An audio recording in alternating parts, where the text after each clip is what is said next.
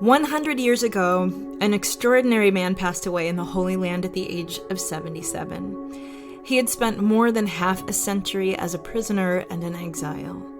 But on his release, and despite his advanced age, his health impaired by decades of imprisonment, he set off on a journey to spread a message of peace, unity, and hope to the world. His name was Abdul Baha. I could see the radiance of this man who was to make such an impression on all our lives. You see such power latent within that person. I never in all my life heard a voice like that. It was vibrant and ringing. I'm Rainn Wilson. And I'm Parisa Fitz-Henley. And in this series of podcasts, we'll be finding out about this unique figure in human history, celebrating his life and legacy and the enduring influence he has had on people around the world ever since. When he left the house, the sun disappeared, but that kind of sunshine never leaves one's heart. Through his public talks, his writings, his love and service to all who crossed his path, Abdul Baha offered a pattern of right living to all people for all time. He was, in every sense of the word, an ambassador to humanity.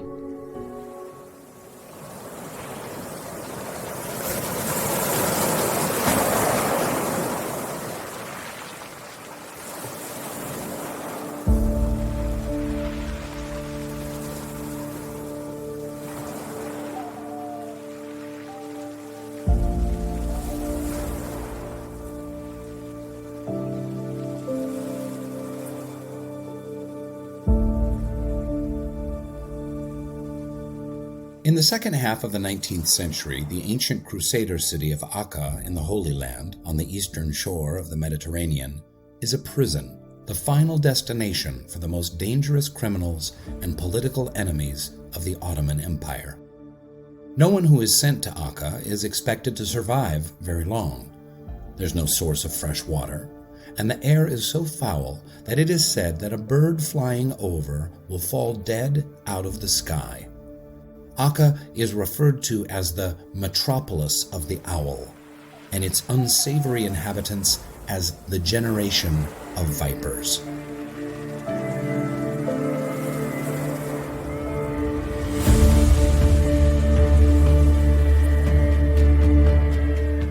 Arriving there in 1868, Abdul Baha will spend the next 40 years in Akka as a prisoner. Exiled from his homeland of Iran, with his father, Baha'u'llah, the prophet founder of the Baha'i faith, their family, and some 70 followers.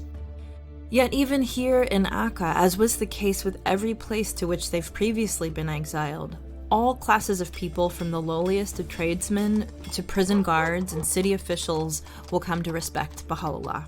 And Abdul Baha's upright character and selfless devotion to attending to the needs of others wins the admiration and friendship of most of the city's inhabitants. Historian Kathryn Jewett Hogensen. If the Ottoman Empire wanted to get rid of some troublemakers, political prisoners and so forth, they'd send them to Akka, where usually they'd get sick and die. So they didn't even have to go to the trouble of executing and turning them into martyrs. So when Abdul Baha arrived at the end of the summer of 1868 with his family, it was the peak of the heat for the Holy Land, late August, early September. They're not given food or water, and they are paraded into the city after having to wade ashore from the ship. And the whole town is there yelling at them and making fun of them. They're then taken to this miserable old palace that's been turned into a prison. And again, not given anything to eat or drink. Babies are crying and everyone is just in a terrible situation. And as a young man in his early 20s, Abdul Baha is the main person taking charge that day and trying to keep some order. And of course, exactly what the officials wanted happened within a short period of time. They were all sick with either typhoid or dysentery. 4 of the party died, and Abdul Baha and one other man are the last 2 standing who were nursing 60-some people, including children. So this is how he started his time there. But As the officials realized, particularly that Abdul-Baha was a very honest, forthright, capable young man who had leadership status within the group, they increasingly turned to him because Baha'u'llah is in solitary confinement. He's the main prisoner. And so Abdul-Baha is who they're dealing with. From that point on, he became his father's shield and the one that the people in the town of Akka turned to for all matters related to this little Baha'i colony that first started in the prison, then was under house arrest in various buildings, and then gradually most of the members of the entourage became a normal part of the citizenry there, opening shops and so forth as they were released from prison. Lesley Taherzadeh Omara has guided countless visitors around the streets of Akka, recounting stories from the life of Abdul-Baha. I think this just developed in such an amazing way, and how he became the person in Akka that for the most part people turned to. There were, of course, people who really worked against him, but on the whole population was attracted to Abdul-Baha, right from the governor of Akka down to every individual in Akka. And the beautiful pictures we see of Friday morning, for example, where Abdul-Baha would get up very early. He would be out in the city ministering to people, caring for them, caring for the sick, and nobody quite knew where he was. And everyone would gather on a Friday morning. There were crowds of people who came, and they would wait for Abdul-Baha's return.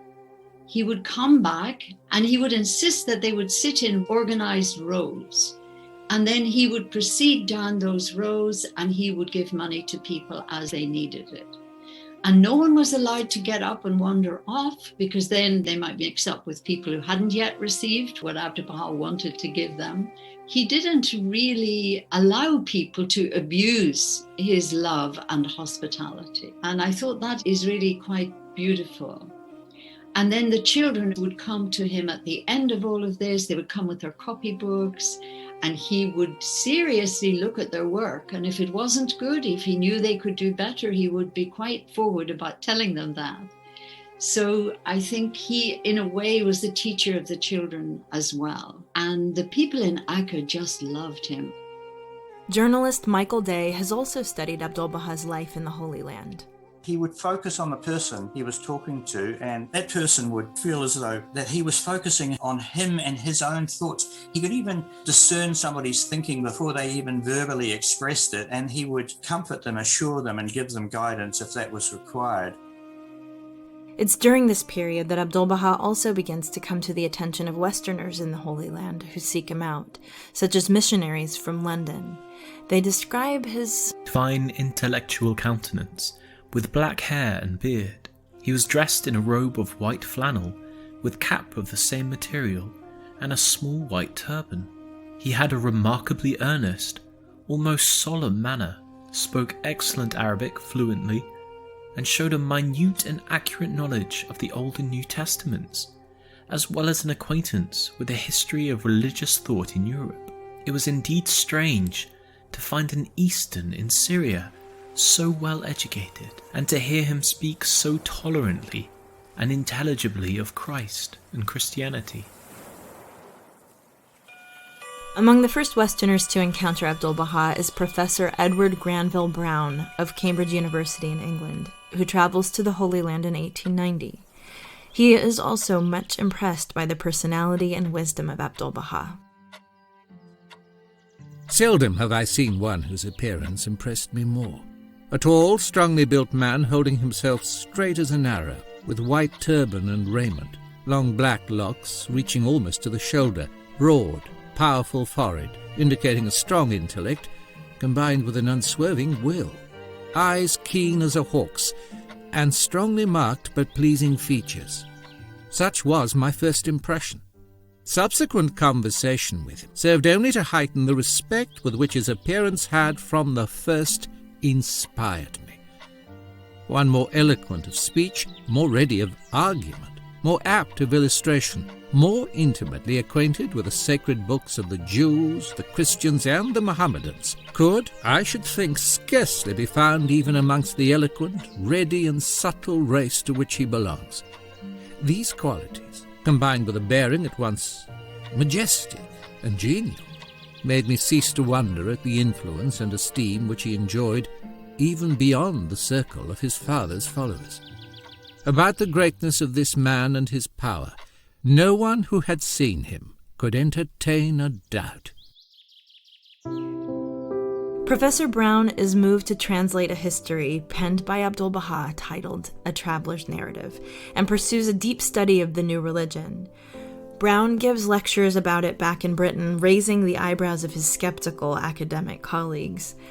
But the time has arrived when news of this new movement and its greatest teacher and example, Abdul Baha, is spreading beyond the prison walls of Akka to the Western Hemisphere. The fundamental principle of Baha'u'llah's teachings is unity. For 40 years he endures imprisonment, torture, banishment, and exile in order to proclaim the oneness of religion and the oneness of humanity. Like a skilled doctor, he diagnoses the ills of humanity and prescribes the framework by which lasting peace can be established in the world. But there is one essential task left to Baha'u'llah before he passes away in 1892. He must ensure that his religion will never suffer the same fate as others that split into competing sects after the deaths of their founders. The ambiguity surrounding the true successors of Jesus and Muhammad, for example, led to differing interpretations of sacred scripture and deep discord within both Christianity and Islam. In a written covenant with his followers, Baha'u'llah instructs all to turn to Abdul-Baha as the authorized interpreter of his writings and the head of his faith, naming Abdul-Baha as the center of the covenant to whom all can turn is the means by which the integrity of the teachings of Baha'u'llah can be preserved and diffused to every part of the world. In addition, Abdul-Baha embodies such perfections in his personal and social behavior that it is not just the followers of Baha'u'llah who have a model to emulate. The whole of humanity is gifted an inspirational light that can guide its actions over the decades, even centuries to come. One of the titles that Baha'u'llah gives Abdul Baha is the mystery of God. Though we do solve many mysteries, it's beyond our limited minds to truly understand who Abdul Baha is. He's not a prophet or a manifestation of God like his father, but neither is he just an ordinary man. Somehow, Abdul Baha harmoniously combines the characteristics of human nature with superhuman knowledge and perfections.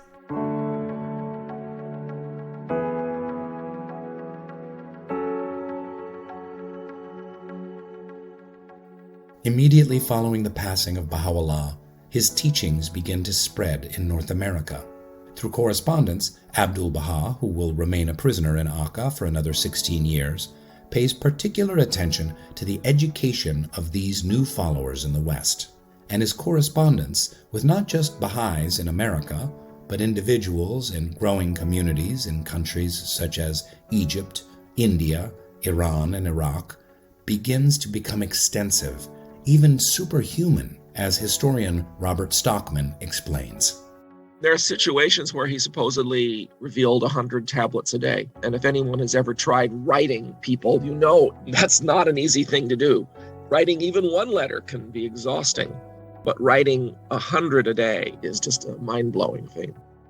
Among the people fascinated by the new teachings is Mrs. Phoebe Hearst. She's the matriarch of the Hearst dynasty and one of the richest women in America. In the fall of 1898, she's planning a cruise up the Nile, but decides to add to her itinerary a visit to Abdul Baha in Akka. She finances an entire group, including relatives and friends living in London and Paris.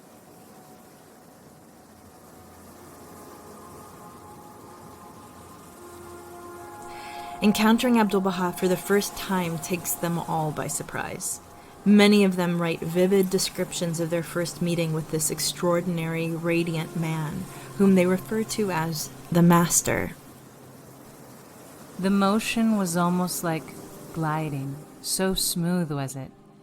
And as he drew near, And there stood before us one who was the personification of all gentleness and meekness, and yet a sublime dignity rested upon him. His eyes read one's very soul. Still, they are full of divine love and fairly melt one's heart. Suddenly, the light caught a form that at first seemed a vision of mist and light. It was the Master, which the candlelight had revealed to us. His white robe and silver flowing hair and shining blue eyes gave the impression of a spirit rather than of a human being. We tried to tell him how deeply grateful we were at his receiving us. "No," he answered, "you are kind to come." This was spoken in a very careful English. Then he smiled, and we recognized the light which he possessed in the radiance which moved over his fine and noble face. I had been carried suddenly to too great a height. My soul had come in contact with the divine spirit, and this force, so pure, so holy, so mighty, had overwhelmed me. He spoke to each one of us in turn of ourselves, and our lives, and those whom we loved. And although his words were so few and so simple, they breathed the spirit of life to our souls. This historic journey to meet Abdul-Baha, made by 15 Westerners during the winter of 1898-1899, is a pivotal moment in both his life and in the history of the Baha'i faith. Although he remains a prisoner, often living under severe restrictions, the opportunity now exists for his character and example to become known to increasing numbers of pilgrims who arrive in the Holy Land from North America and Europe. Historian Kathryn Jewett Hogensen.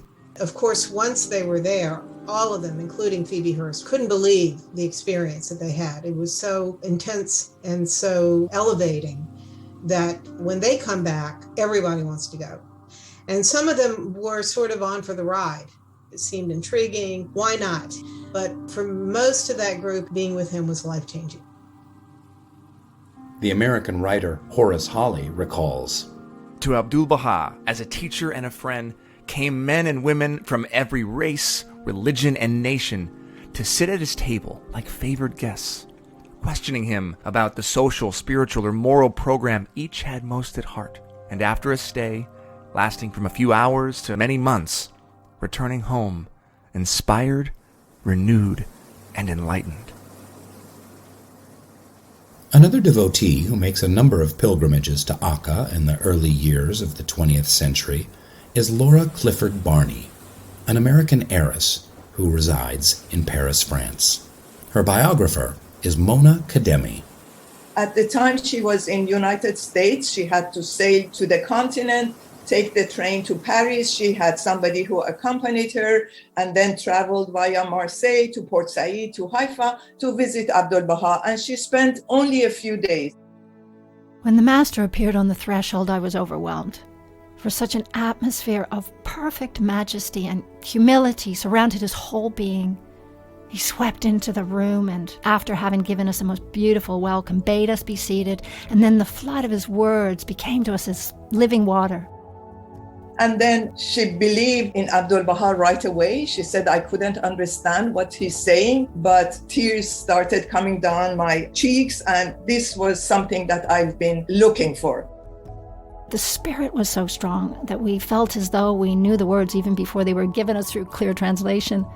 At first, we remained as though stunned, but soon, to my great surprise, for it is something that I seldom do, I began to weep. They were not tears of sadness. Oh no, they were tears of hope and deep gratitude. Tears that one might shed after having been released from a dark prison. She returned to the Holy Land after 6 months in 1901, and then she returned in 1904 to 1906 at the request of Abdul-Baha to deepen her more. And she devoted the rest of her long life to not only the teachings of the Baha'i faith, but to the person of Abdul-Baha.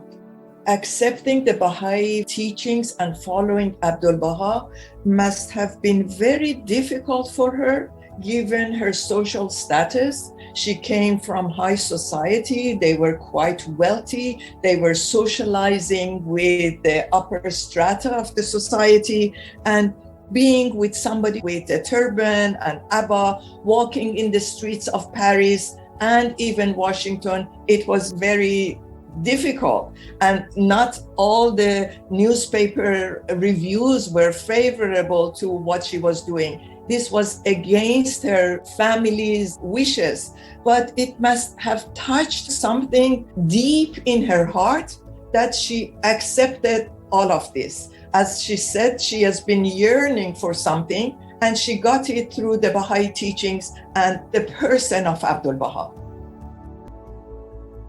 Aside from the impact that Abdul Baha's personality has on his visitors, their burgeoning interest means that he can now introduce the teachings of Baha'u'llah to a Christian audience and help them understand better their own religious traditions. Laura Clifford Barney is to play an important part in this by compiling a volume of Abdul Baha's talks titled Some Answered Questions, a book that remains in print more than a century later and is a source of inspiration and insight to millions of people today.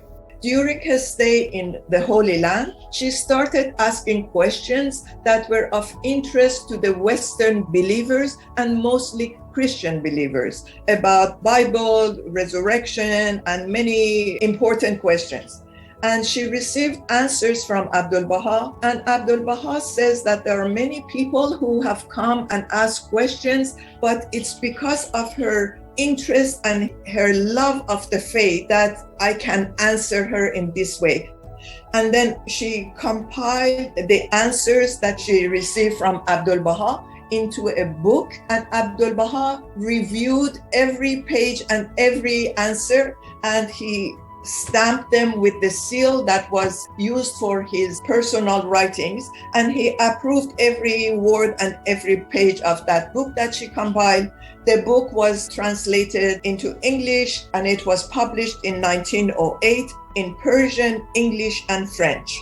And it is the only book not written directly by one of the major figures of the Baha'i faith that has become part of the sacred writings of the Baha'i faith. And I'm happy that it was compiled by a woman. Laura Clifford Barney writes that Abdul Baha said to her, I have given to you my tired moments, as he rose from the table after answering one of my questions. As it was on this day, so it continued. Between the hours of work, his fatigue would find relief in renewed activity. Occasionally he was able to speak at length, but often, even though the subject might require more time, he would be called away after a few moments. Again, days, even weeks would pass in which he had no opportunity of instructing me. But I could be well patient, for I had always before me the greater lesson, the lesson of his personal life. She posed questions mostly at lunchtime. She would sit at the left-hand side of Abdul Baha. Ethel Rosenberg, the first British Baha'i, was next to her, and the secretary of Abdul Baha was sitting on his right, and few others were present, and they were taking notes. And she says that the questions were random. Whatever came to her mind, she would ask. And then when she asked Abdul Baha for permission to publish this, and it was granted in 1907, and she puts it in an orderly manner, and then she compiles the book. The lesson of Abdul Baha's personal life galvanizes his new followers from the West. For many of them, it is the closest contact that they have ever had with what they see as a Christ-like spirit. When the Master speaks, something is set in vibration over and above the physical words, something which is spirit and life and which bestows spirit and life. And it would seem that outer words are merely a means of contact or a physical medium of connection between the soul and this spirit of life which is imparted to the soul. Perhaps the same words spoken by another would have made no impression, for his answer was a simple statement without proof, uttered by him, however. They seemed to change the whole current of my thought, create a new consciousness in me, and supply me with the power of comprehension, so that a matter which had puzzled me for more than a year was cleared up in an instant. Another quality of Abdul Baha is his keen sense of humor. He is able to convey profound points with amusing anecdotes and allegories. And Western visitors are able to take back countless inspirational stories from his exemplary life in the Holy Land. When the Master came to Akka, there lived there a certain man from Afghanistan. To him the Master was a heretic. He felt and nourished a great enmity towards the Master, and roused up others against him. When opportunity offered in gatherings of the people, as in the mosque, he denounced him with bitter words. "This man," he said to all, "is an impostor. Why do you speak to him? Why do you have dealings with him?" And when he passed the Master on the street, he was careful to hold his robe before his face, that his sight might not be defiled. Thus did the Afghan. The Master, however, did thus. The Afghan was poor and lived in a mosque. He was frequently in need of food and clothing. The Master sent him both. These he accepted, but without thanks. He fell sick. The Master took him a physician, food, medicine, money. These also he accepted, but as he held out one hand that the physician might take his pulse, with the other he held his cloak before his face that he might not look upon the Master. For 24 years the Master continued his kindnesses, and the Afghan persisted in his enmity. Then, at last, one day the Afghan came to the Master's door and fell down penitent and weeping at his feet. "Forgive me, sir," he cried. "For 24 years I have done evil to you. For 24 years you have done good to me. Now I know that I have been in the wrong." The Master bade him rise, and they became friends. The Master is as simple as his soul is great. He claims nothing for himself, neither comfort, nor honor, nor repose. 3 or 4 hours of sleep suffice him. All the remainder of his time and all of his strength are given to the succor of those who suffer in spirit or in body. "I am," he says, "the servant of God."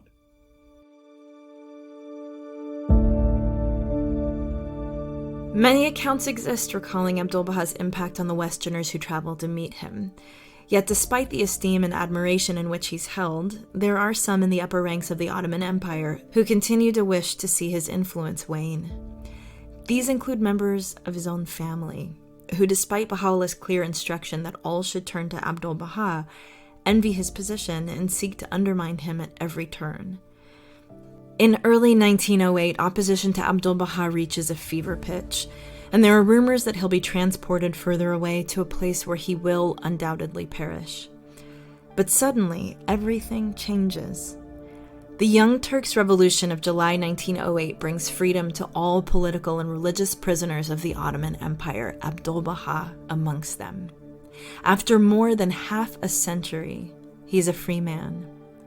But his health has been taxed to the utmost by the hardships he has endured. The following year, Abdul Baha leaves the prison city for Haifa, across the bay in the shadow of Mount Carmel. Then, in October 1910, the Baha'i newsletter in the United States carries extraordinary news.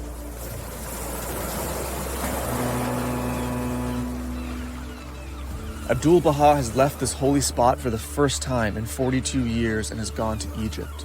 Everyone was astounded to hear of Abdul Baha's departure, for no one knew until the very last minute that he had any idea of leaving.